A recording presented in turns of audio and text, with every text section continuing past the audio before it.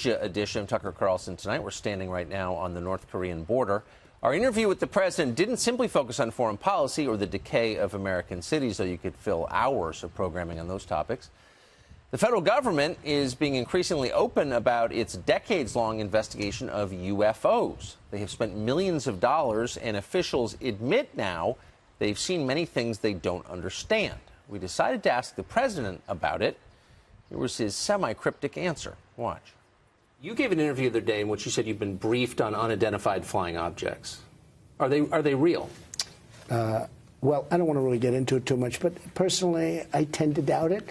I mean, you have people that swear by it, right? And pilots have come in and they said, and these are pilots that are not pilots that are into that particular world, but we have had people saying that they've seen things. I'm not a believer, but, you know, I guess anything's possible. We spoke to a government official recently who said the U.S. government had wreckage from a UFO in a facility on an Air Force base. Are you familiar with that? I haven't heard that, no. I haven't heard that. It has not been within government, has not been a big thing, but I've seen it. I've seen it on your show, but I've seen it. I don't assume it's correct, but, you know, I have an open mind, Tucker. I know you do, Mr. President. Thank you for that. Nowadays, you can believe anything, right? True.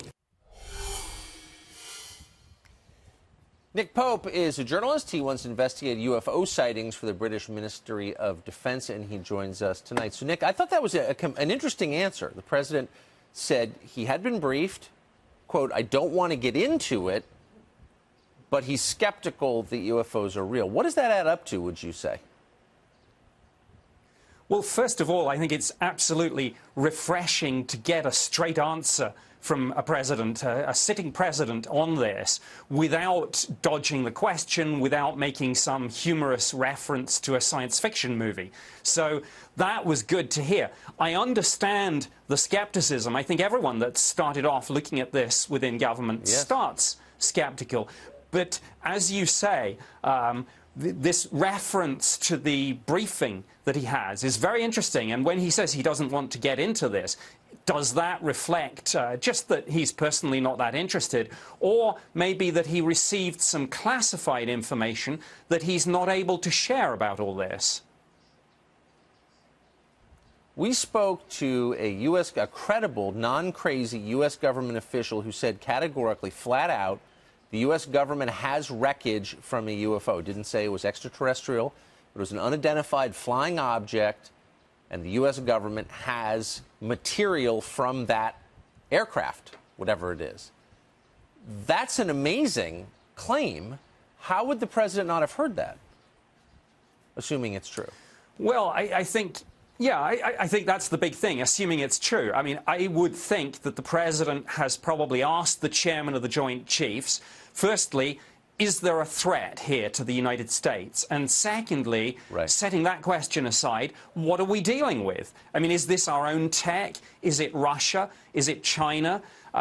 Or is it from somewhere further afield? I mean, he will have asked for all information held on this, and will be trying to figure out what to do. I mean, he has said himself, something feels a little bit different about all this, with the U.S. Navy pilots and the radar operators now coming forward. So there is something different and important and big happening.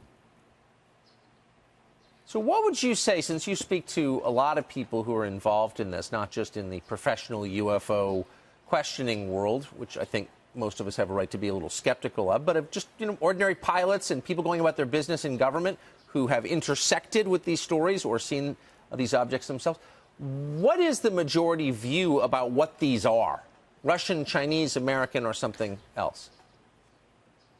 Well, I'm not sure there is a majority view, and even within government, and I've been here myself with the British Ministry of Defence, there were conflicting opinions. I mean, look, if the president would like more research and more briefing, I'm certainly happy to help with that, and I could probably round up a couple of other former intelligence officials from within the U.S. administration who've looked at this, and we could certainly, I'm sure, you know, get some people who aren't afraid to think the unthinkable and ask those big what-if questions. But look, whatever happens with UFOs, this may happen on President Trump's watch. I mean, we may get, with the current radio telescopes, certainly with the next generation telescopes, we might get absolute confirmation that there's other civilizations out there. And therefore, this might happen on President Trump's watch. He'll be the one who has to make the announcement, and what a historic announcement that would be. My fellow Americans, people of the world, we are not alone. So